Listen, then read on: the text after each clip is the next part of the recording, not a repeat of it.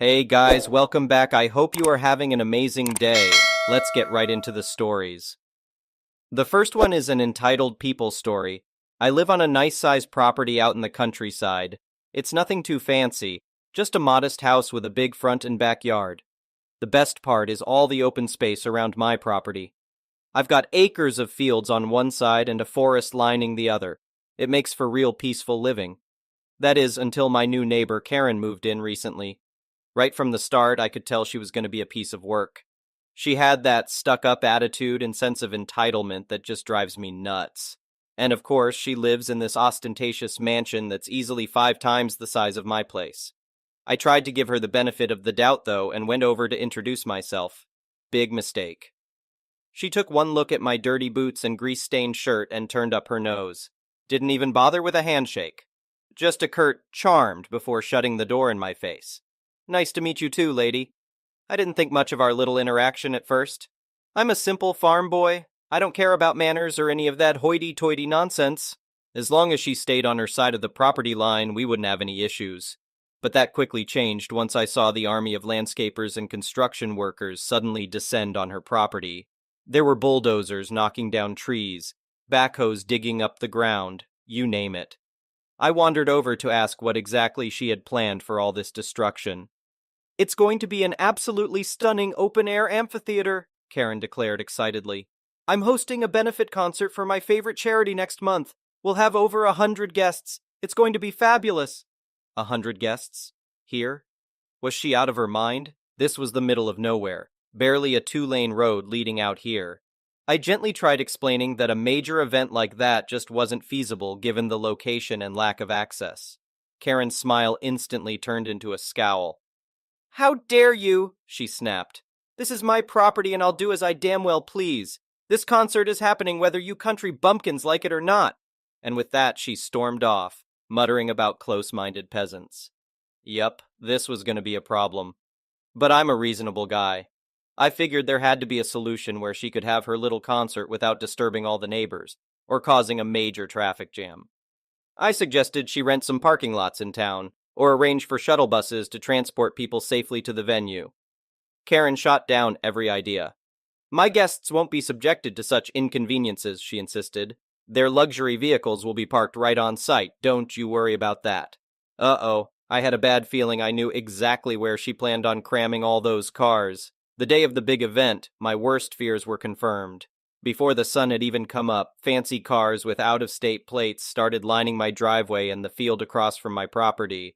Mercedes, BMWs, even a few Rolls-Royces, all blocking me in and trampling my crops.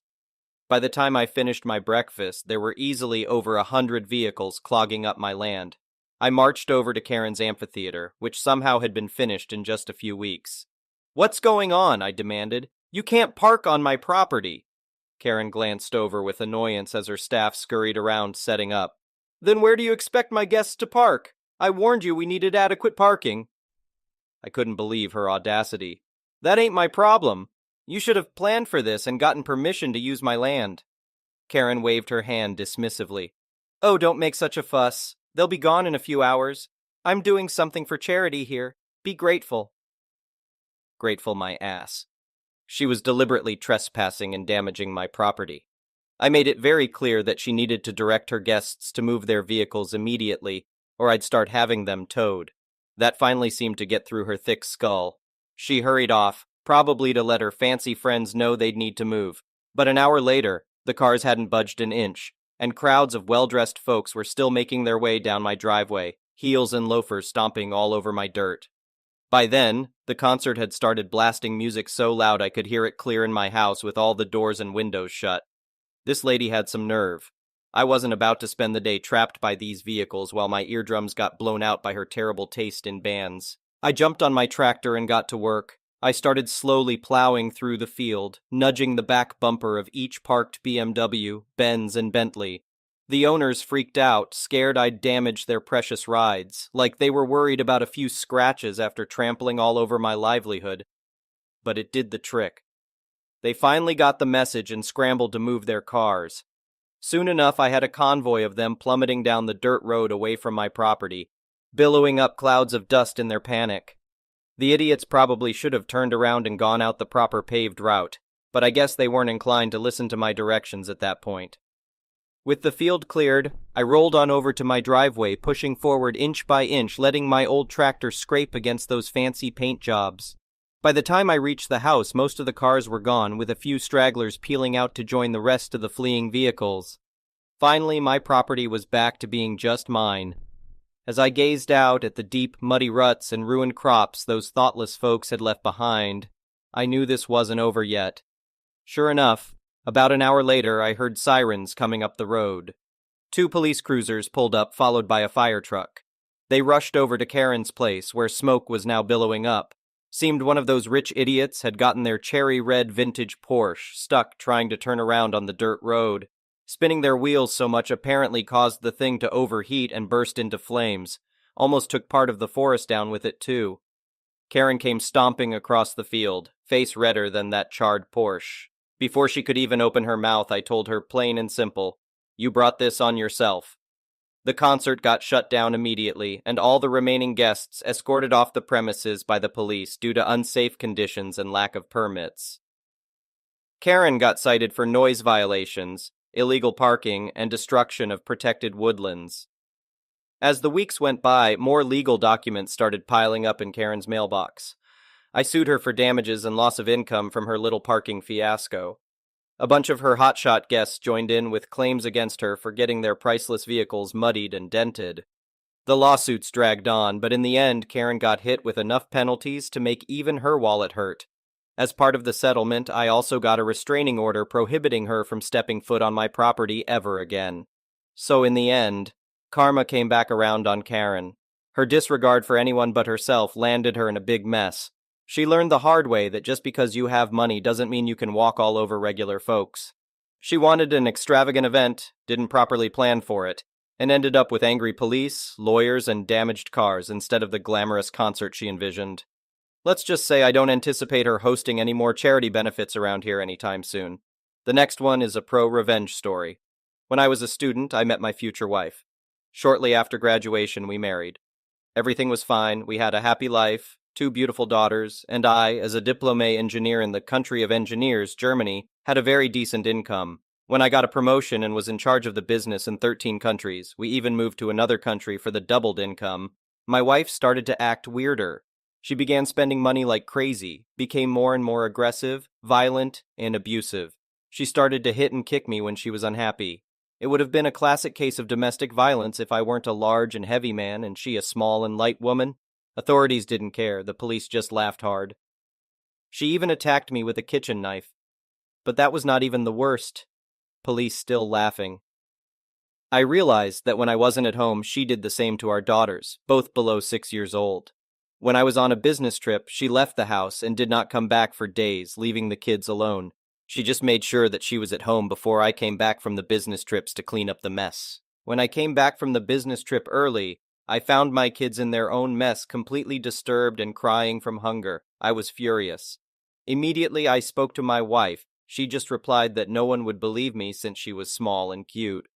And she was right. Not even the youth protection agencies, I hope they are called that in English, cared. She knew she could continue abusing my kids and me. She knew that if I got a divorce, she would get the kids, and I would have to pay for her and the kids for the rest of my life. And she said that straight to my face. So I started to film and photograph everything I could. To gather even more information, I offered her to get a joint calendar app where we both add our appointments. Clever as she is, she really entered all of her appointments, all of her Tinder dates, all of her orgies, and all of her customers' appointments in the calendar. I played the role of the faithful, submissive husband who is too stupid to realize what's going on. With my lawyer and a recommended detective, we started to track her down and took photos. Then luck came back to me. Her father was sick, so my wife went to visit him. She was not from Europe. To do that, I suggested taking my girls temporarily to my parents in Germany. They were informed, to which she agreed. Together with another lawyer, we set up some documents necessary to sign up the children in school, but with some subtle changes she did not notice. She and I signed it immediately, giving up all custody of the girls to my parents. In addition, we gathered enough information at that time to go to court. We pressed charges on child abuse, child neglect, child endangerment, Some of the orgies happened in our house while the kids were watching TV, and domestic violence. My wife came back and thought she was smart and defended herself instead of getting a lawyer herself. She did not realize what tsunami rolled towards her. When she realized it, we offered to drop all charges when she signs a contract on our condition. I get the children, I do not owe her anything, she is not allowed to see the children unattended. A complete restraint order is not possible here. Is that the right term? No holidays with the children, and she has to pay alimony. In the meantime, I found a new job in Germany and moved back. Even this was a heavy hit to my career. My now ex-wife does not have any European citizenship, even after living here for 10 years plus. By signing our divorce papers on our condition, she lost her residence permission for Germany and the country we lived in for a couple of years. She got permission to stay a little bit longer to search for work and reapply for a residence permission, which she did. But as abusive as she was in the relationship, she was not able to adjust herself to a working environment. She got fired multiple times until the authorities lost their patience and canceled her welfare status. Now she has to pay alimonies, is about to lose her residence permission for Europe, and is burned for any regular job. Yesterday I learned she is a registered prostitute. In her current residence country you must be registered, with her own web page where you can order her to the hotel. Clever as she is, with her private telephone number and a picture of herself with a fully visible face. The good thing for her, she got a full 4.7-star rating, and as far as I can judge from the orgy videos, she is quite skillful. The next one is a petty revenge story. My husband and I bought a franchise. At the time I was working at another job while my husband was taking over the business, and no one in the network had met me yet. On the day before the takeover, my husband, the previous owner, and the company's area manager were doing a final check and stocktake in the store during business hours. I was meeting them in the store after work to go over the details with them, and to meet everyone since I would eventually be heavily involved in the business, payroll, accounting, and HR side of things. I should add something important. Taking over the business meant that we could choose to keep the current staff or hire new people without any legal repercussions. As of the moment I walked up to the store for the first time, all of the current staff had been told by the previous owner that their jobs were safe. We didn't want to fire everyone who knew the job to replace them with unskilled people. That's just silly. All they had to do was meet us and make a good impression, obviously. I walked up to the front counter, it is a retail food business, and smiled and greeted the sales team member, Karen. I later found out Karen had been working in this particular store for about 6 years, and had been with the brand for approximately 9 years. I was met with a glare and a sour look, and would you believe it, no greeting, not even a basic hello. I was now extremely annoyed at how rude Karen was. Having worked in customer service for years myself, and having taught it as a profession, and being, a decent human, I was shocked that someone with her demeanor still even had a job. I then quite abruptly told her to let me in, because I was one of the new owners, and was expected to be at the meeting in the store. With a huff, she opened the door and let me through.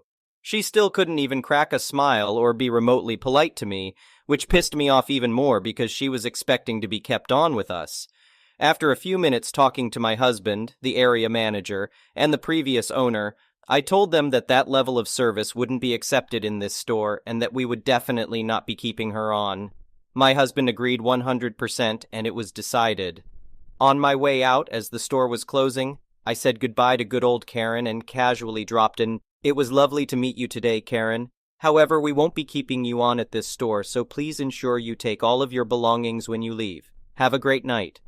Karen was visibly shocked, and the joy of watching her face drop, realizing she no longer had a job, was blissful. My husband stayed until after closing to make sure Karen didn't do or take anything she shouldn't, and I skipped merrily back to my car. Enjoy unemployment, Karen! The next one is an entitled parent story. So a few months ago I posted about my father accusing me of adding more stress to his already strained marriage. I just wish this would have been the end of his craziness, but it got even worse now. A few weeks after the incident, he came again and demanded that I take pictures of the house and room so he can put it up on the market.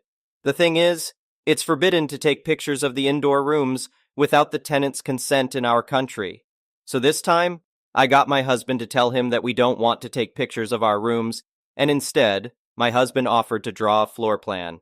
He immediately agreed to it, and I thought this was the end of it. Ha ha, stupid me should have known better. A few days later, I found a passive-aggressive letter. I'll try to translate and post in the comments, in my mailbox. Basically, it threatened me to take pictures, or otherwise, interior exploration would be increased. Note that the house hadn't been put up for sale and still isn't put up for sale yet.